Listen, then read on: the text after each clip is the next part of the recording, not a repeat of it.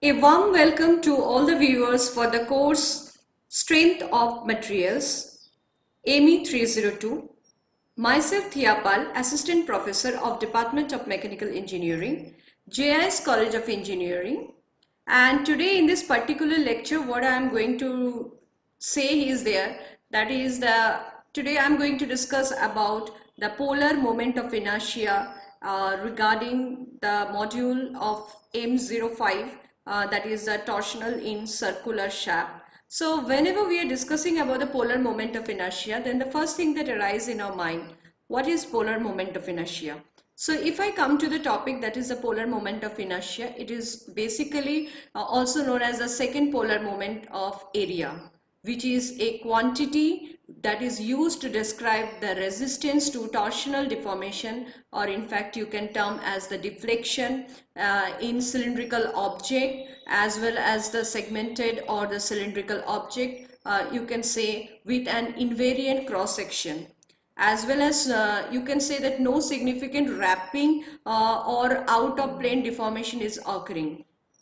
Now, this polar moment of inertia is a constituent of the second moment of area, and it has been linked with the theorem of the perpendicular axis theorem. And you know where the planar second moment of area describes an object resistance to the deflection, that is the bending, when subjected to a force applied to a plane which is parallel to the central axis. And the polar second moment of area also describe an object resistance to deflection when subjected to some moment that has been applied in the plane which is perpendicular to the object central axis, that is the parallel to the cross section. Similar to planar second moment of area, which has been calculated by Ix, Ix, Iy, and the polar second moment of inertia, it is always denoted by Iz. While several engineering books, if you go through that one, it is also denoted by J, capital J, or it has been denoted by capital J suffix Z. This designation should be very carefully attended, because this may create the confusion with the torsional constant. Okay, and this torsional constant is also represented by capital J suffix T, which is used for non-cylindrical object. Again, if you put the simply the polar moment of inertia, then I must say it is basically used in a shaft or a beam to resist to being distorted by the torsion as a function of its shape. So the rigidity comes from the object cross-sectional area only, and it does not depend upon its material composition or shear modulus. So the greater the magnitude of the polar moment of inertia, okay, the greater will be the torsional resistance of the object. So from this particular introduction, I think it is much more clear to all of us that if you need to know the magnitude of the polar moment of inertia, if you're having, then obviously you will be having the greater torsional resistance of that particular object, because torsional resistance is required. Otherwise, when you're implementing a circular or rotating load to that particular object, that the surface of that particular object is basically obtaining the maximum shear stress there. So you need to have if you want to get a maximum polar moment of inertia, that means you need to have the maximum torsional resistance of that particular object in that particular situation. So well, I have given a brief introduction of polar moment of inertia. Now let's have a look at the content so that we can proceed with the next schedule that has been associated in this particular lecture. So without any further delay, let's have a look at the contents. So this is basically the contents. So contain first portion, again we'll be discussing about the polar moment of inertia, that what is polar moment of inertia, why it is required. We are going to have a look at that particular thing, that is the polar moment of inertia. Next we'll be going with the polar section modulus. Next we'll be discussing the strength of the shaft. Next we'll be discussing about the torsional rigidity. Next we'll be discussing about the torsional stiffness, and finally we are going to have the torsional flexibility. and then we are going to solve out some numerical. So today's lecture basically contained with this following parameters. That is, initially we'll be starting with what is polar moment of inertia, then it will be followed by that polar section modulus, then we'll be discussing about the strength of the shaft, we'll be discussing about the torsional rigidity, torsional stiffness, torsional flexibility, and finally we will be discussing the numerical. So now let's move to the next slide, where we are going to discuss about polar moment of inertia. So polar moment of inertia, what do you basically consider?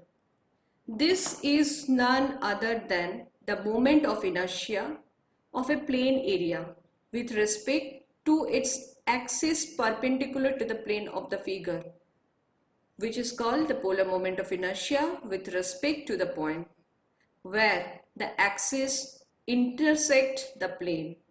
Okay, again I'm repeating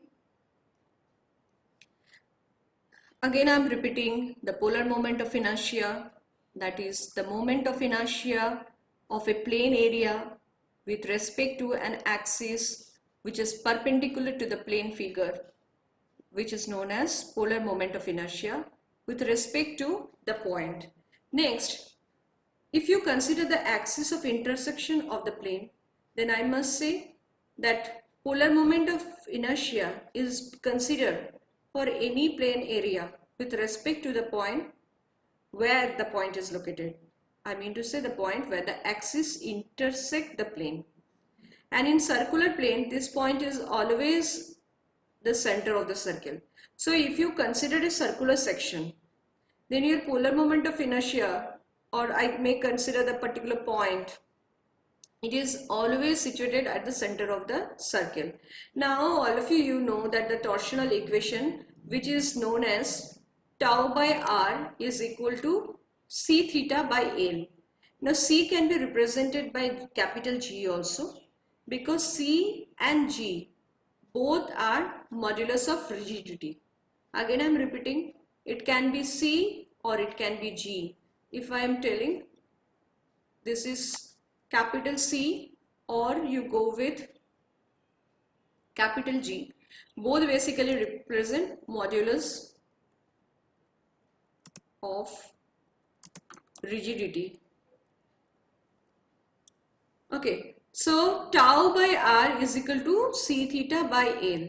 Now c or g, it represents the modulus of rigidity. Theta is the angle of twist. It is known to you, theta is been angle of twist, and if I talk about the r, it is the radius of that particular circular shaft. Tau is the shear stress. So here it is told, and L is the length of the shaft.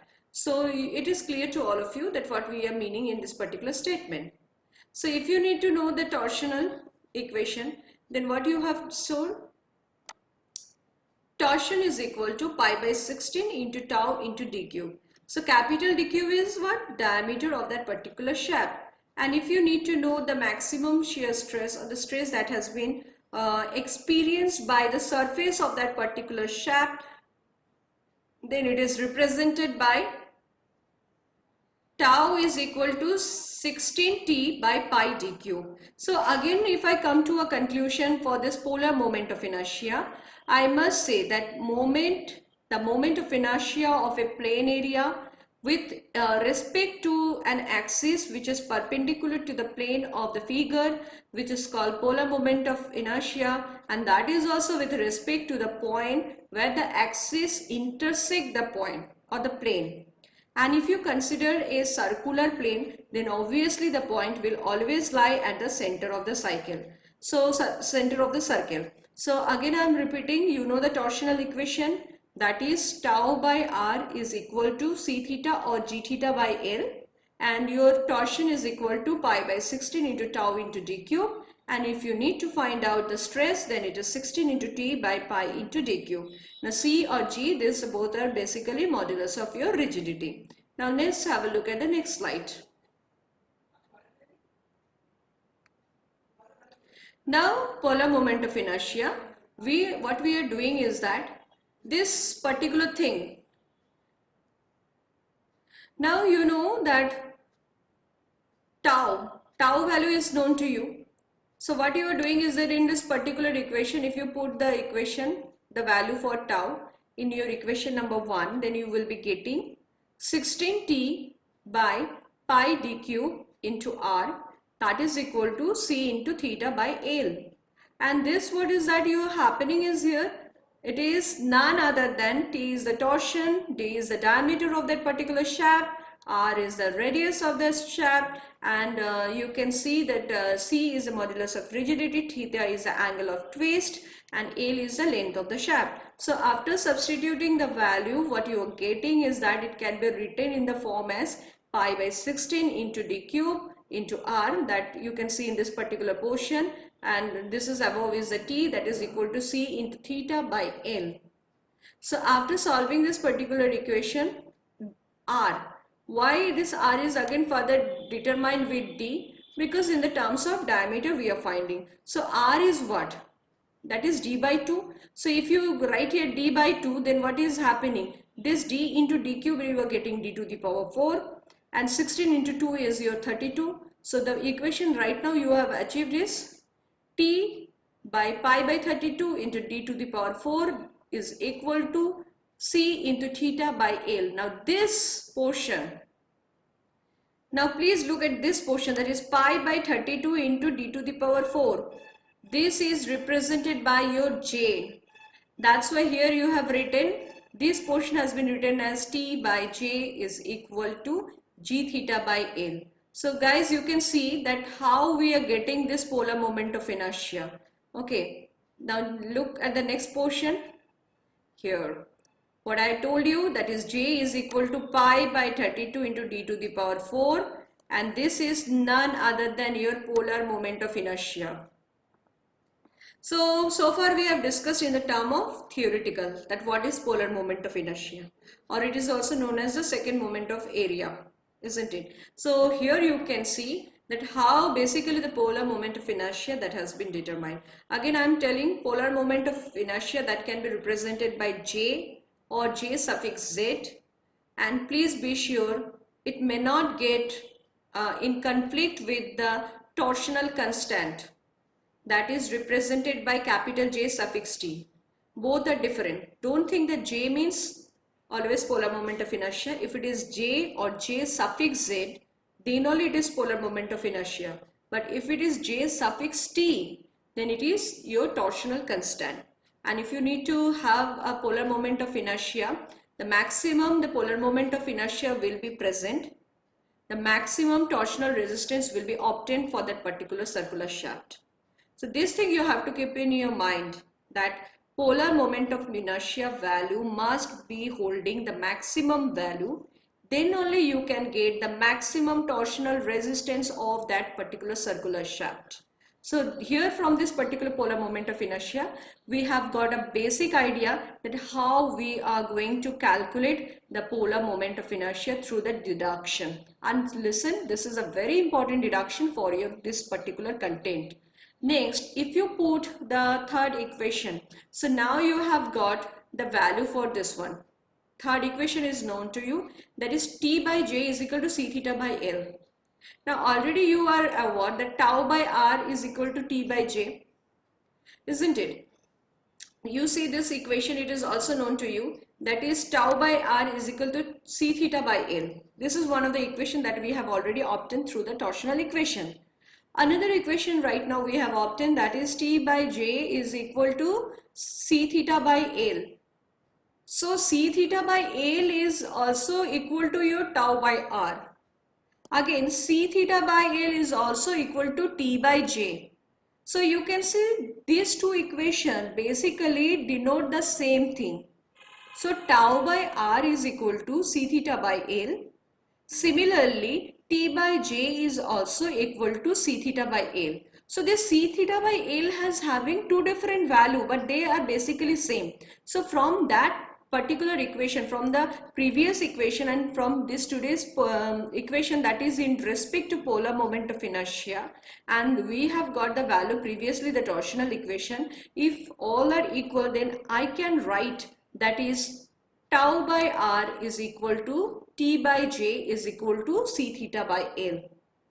So we can come to a conclusion from here that polar moment of inertia, which is represented by capital J or capital J suffix Z, which has been denoted by pi by 32 into d to the power 4, where d is the diameter of the shaft, and here we can see that tau by r is equal to T by J is equal to C theta by L. And then you can obtain that is tau by r is equal to C theta by L, and you have got the maximum value right now. Is that clear? So this equation is very, very important. You have to memorize it. Now this polar moment of inertia, you have to keep a note. That is, it's very important note. You have to remember few important instruction in this particular content. So what is the first note you are getting here? Just have a look. That is in a hollow circular shaft. Shaft can be solid, shaft can be hollow. So for both the shaft, different types of shaft, in case of hollow or in case of solid, you will be obtaining different polar moment of inertia. Obviously you will be obtaining because one is solid, so you are getting the diameter is full, that is the capital D. But whenever you are considering a hollow shaft, I have already explained you while I was explaining the strength of the shaft. There you have already seen that hollow shaft has got an internal diameter as small d and outer diameter as capital D. So when you have got two different diameter, that means your polar moment of inertia for hollow shaft, it is also different. So what is the polar moment of inertia for hollow shaft? It is J is equal to pi by 32 into capital D to the power 4 minus small d to the power 4. So hope it is clear to you that basically it has got some different aspect also, and D is your internal diameter of the shaft. Now let's have a look for the second note. Okay, the second point of this polar moment of inertia, where it tells you that J by R, it is torsional section modulus. So J by R, it is known as torsional section modulus, or it is also known as polar modulus. So right now we were discussing the term polar moment of inertia. But you know the section modulus. You have already studied in the previous chapter for moment of inertia what is section modulus, that is I by Y. So right now we will be discussing about the torsion section modulus. So I think you are aware of the section modulus that we have studied in moment of inertia, and it is already represented by I by Y, that is the section modulus. But if you need to know for the torsional for a circular shaft, then I must say there are two different things you have to be gone through the content. One is the torsional section, which is also known as polar modulus, and obviously to know this one you need to know the polar moment of inertia, because initially polar moment of inertia is coming, and when you are getting the value for polar moment of inertia, because you are considering a circular shaft, and I have already told to find out the polar moment of inertia when you are considering the circular plane, that means the center point will be always, the point of that intersection of that particular polar moment of inertia will be always found at the center of that particular circle. Now polar section modulus or torsional section, it has been represented by what? J by R. J by R, you have to remember. So J by R is your section modulus. For what? The torsional section modulus, or it is known as polar modulus. But if I talk about any sort of plane like I section, or you can term some sort of figure if you need to calculate, then it is going for the section modulus, which is also represented by I by Y. Now let's move to the third point.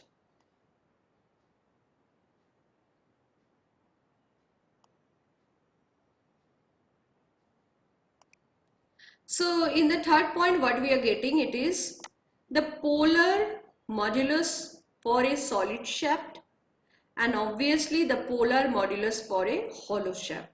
Again we are talking, now we have already got a polar modulus section. Now it has been asked to you that what will be the polar modulus for the solid shaft and what it will be polar modulus for your hollow shaft. So just have a look at here. So for solid shaft, what you are getting, that has been represented by Zp. Okay, Zp it has been represented, and you can see the formula has been represented by 2 pi by 32d into d to the power 4, which is equal to pi by 16 into d to the power cube. Why? Because this d and this d has been cut, this d has been cut, and you have got d to the power 3, and 2 by 32 when it is cut you are getting this 16. So finally you have to remember what? Zp, that is your polar modulus of a solid shaft is represented by Zp, and it is none other than the formula is pi by 16 into d to the power cube. Now here one thing arises that so many deduction you have got, so many numerical formula you are getting, you have to memorize this because otherwise you will be unable to solve the numerical. Next come to the point, that is the polar modulus for a hollow shaft. So whenever a hollow shaft is coming, you are associated with two diameter. One is your outer diameter, another one is your inner diameter. So small d represent your inner diameter, capital D represent your outer diameter. So polar moment for the hollow shaft when you are getting, it is none other than, that is Zp is equal to pi by 32, 2 pi by 32d in bracket d to the power 4 minus small d to the power 4. So here you have got pi by 16d into d to the power 4 minus small d to the power 4. So this two equation is very important, this one also and this one also. You have to remember this one. This is also very important equation. And this is also very important equation. So you have to be thorough with this particular equation. Now we will be discussing about what is polar section modulus. So polar moment of inertia is clear to you. Now we will be talking about polar section modulus.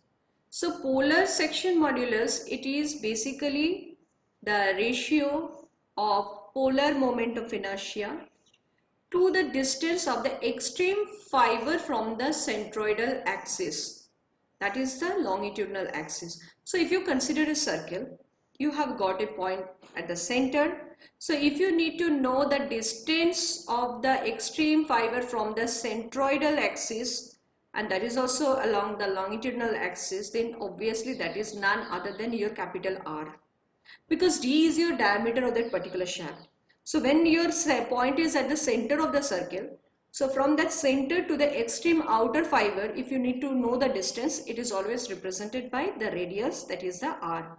So again I am repeating, polar section modulus, it is none other than the ratio of your polar moment of inertia to the distance of your extreme fiber from the centroidal axis, that is your longitudinal axis. Okay.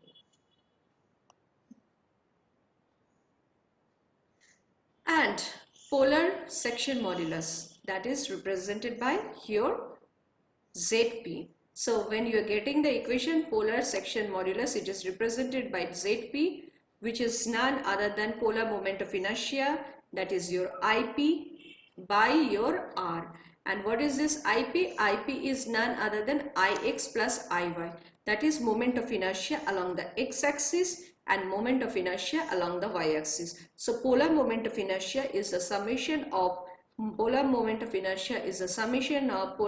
of inertia along the x-axis as well as polar moment of inertia along the y-axis. So should I repeat once more what is polar section modulus? It is a ratio of the polar moment of inertia to the distance of the extreme fiber from your centroidal axis, and that is your longitudinal axis.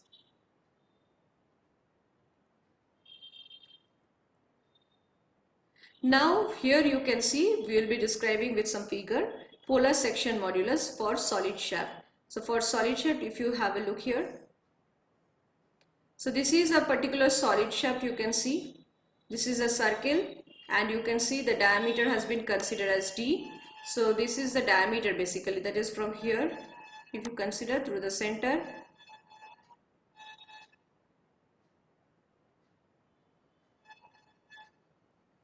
So you have got the diameter, okay.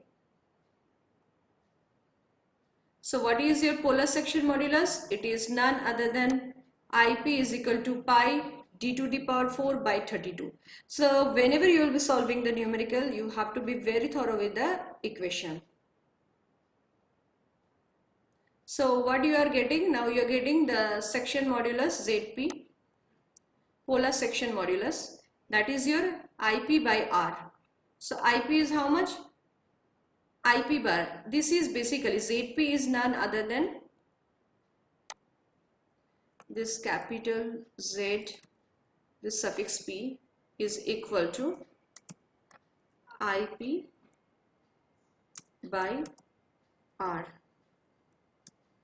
So when you are getting ZP is equal to IP by R, IP value it is known to you. IP value is pi d to the power 4 by 32. So that has been written here, pi d4 by 32, and R is what? D by 2. So R is what? You can write R is equal to capital D by 2. So R has been given as capital D by 2. So here that has been written. So after solving, you have got the value for ZP is equal to pi d cube by 16. So this is for your solid shaft.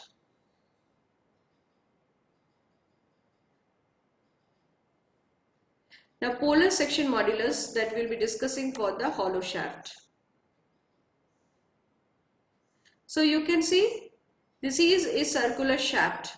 Okay. So this small d is your internal diameter and this capital D is your external diameter. So what you can write, small d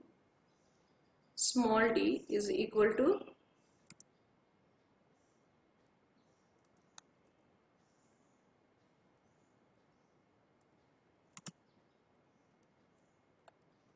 inner diameter of the hollow shaft and capital D is equal to outer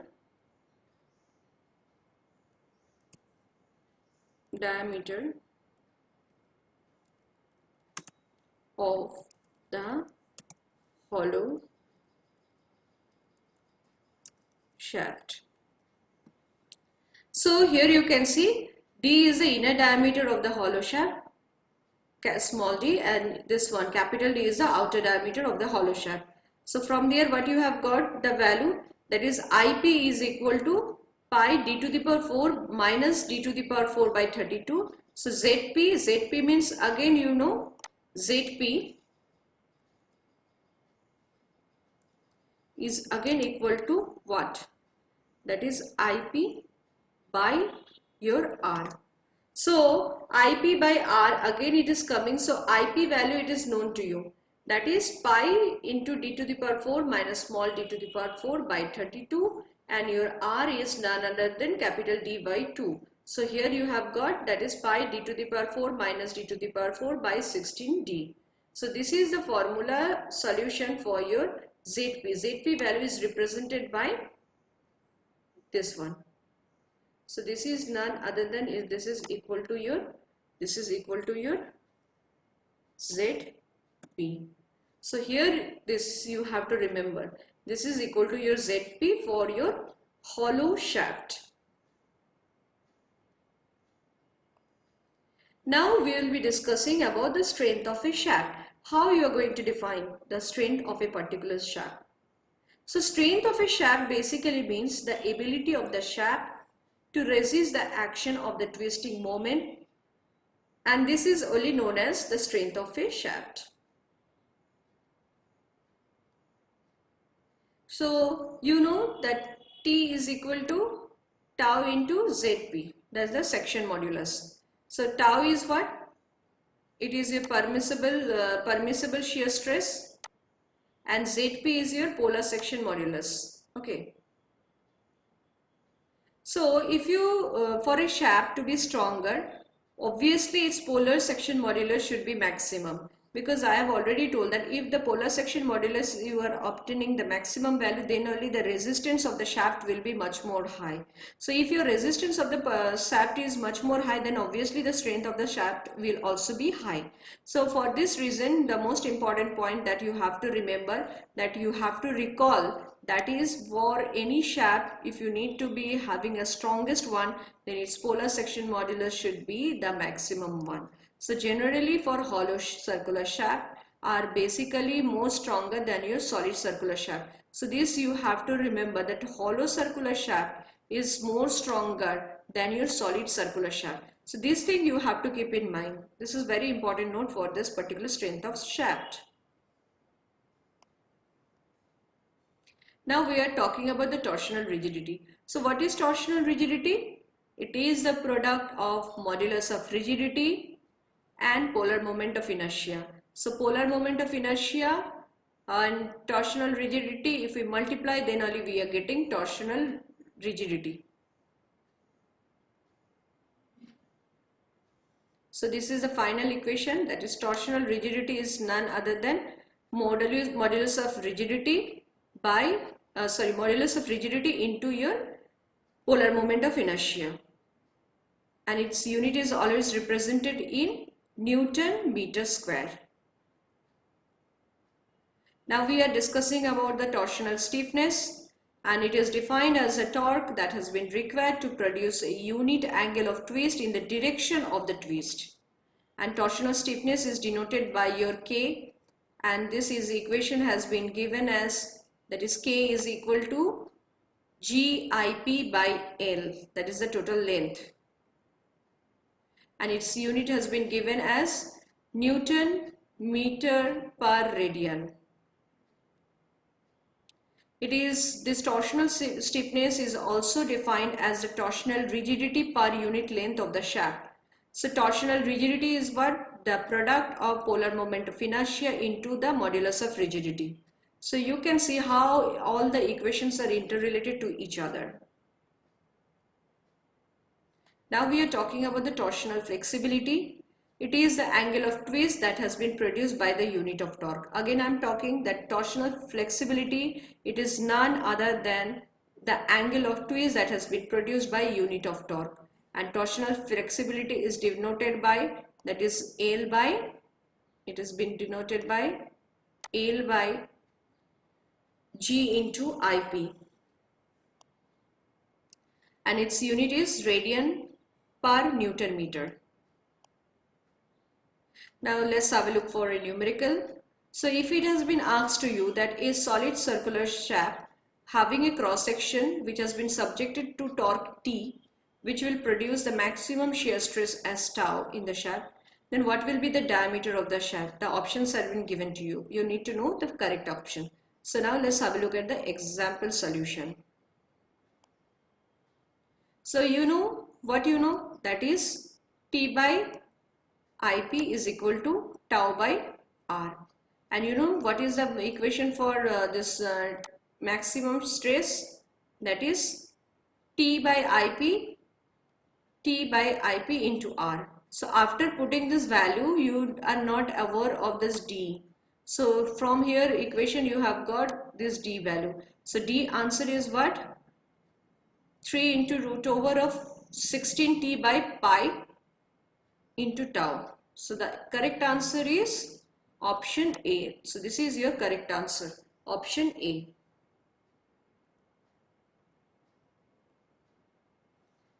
Now it has been told to you, find the angle of the twist per meter length for a hollow shaft of 100 millimeter external and 60 millimeter internal diameter. And if the shear stress is not exceed to 35 megapascal, then please take C as 85 gigapascal. Was the solution that has been given to you? You all are aware of this torsional torque transmitted, that is for a hollow shaft, is represented by pi by 16 into tau d to the power 4 minus small d to the power 4 by capital D, and from that you have got one value. Again, you know that polar moment of inertia that is represented for a hollow shaft is none other than pi by 32 into capital D to the power 4 minus small d to the power 4, and you know the relationship between the angle of twist and this torsion, it is none other than T by J is equal to G theta by L or C theta by L.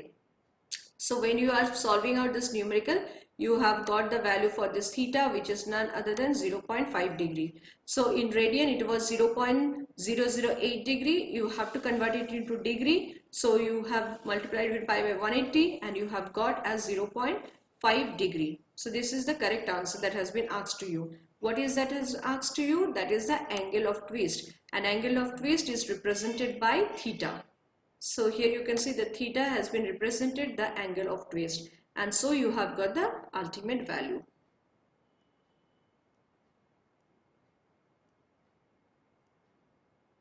So now we are solving the second numerical, where it has been told to you a steel specimen of 12 millimeter diameter which has been extended by 6.31 into 10 to the power minus 2 millimeter for over a gauge length of 150 millimeter, and it has been subjected to an axial load of 10 kilonewton. So if the specimen undergoes a twist with an angle of 0.5 degree, that is the theta value, and the length of 150 millimeter over a twist moment of 10 Newton meter, then please from the above data determine the elastic constant for E, mu, G and K. So the solution is here. You have seen that test specimen length has been given 150. This is the load, that is 10 kilonewton. Area has been calculated. So change in length of the specimen is 6.31 into 10 to the power minus 2. And you can see, you know that change in length, okay, that is P into L by A into E, that I have already made you in the first previous lecture. And you know the torsional test equation, you have got T by IP is equal to G theta by L. So after that, what you have got, the modulus of rigidity, it is also represented by what? That is G is equal to T into L by IP into theta. Again, IP value is also known to you. That is, this is a solid shaft, so IP value is equal to pi by 32 into capital D to the power 4, that is your internal diameter, and from there you have got the value of IP as 2035.75 millimeter to the power 4. So angle of twist that is represented, you have got the value also. Now putting this equation in this particular portion, you are able to get, or by putting in this equation, you are able to get the value of G, that is the modulus of rigidity. Now this G can be also represented by C, so it doesn't matter, it can be also represented by C. So it is also represented by C also. C by G, anything, it can be represented by modulus of rigidity.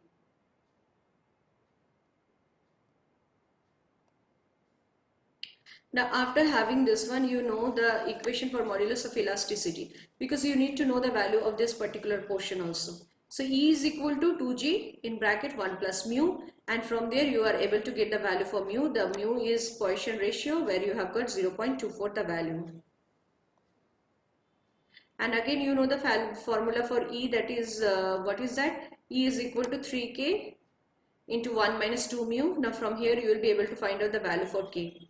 So K is been denoted by E by 3 into 1 minus 2 mu, and that has been represented, and you have got the answer as 1.35 into 10 to the power 5 Newton per millimeter square.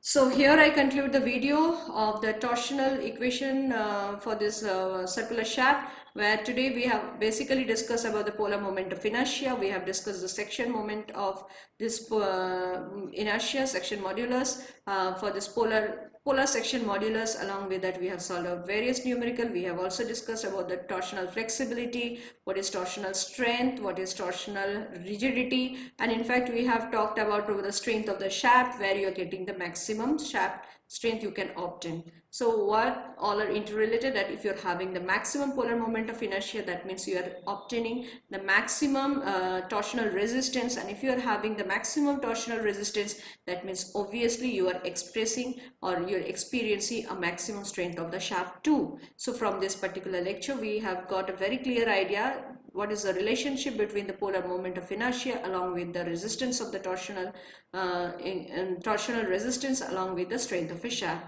Thank you viewers for watching the video, and probably if you have liked the video, I would like to request all of you to like it, to comment it, and obviously please stay connected with me so that in the upcoming lecture we can discuss some more thing about the torsional in a circular shaft, where we are going to discuss about the composite bar, if it is associated or if it is experiencing some sort of torsion or some sort of twisting moment, then what experience they are facing, we are going to discuss in the next lecture.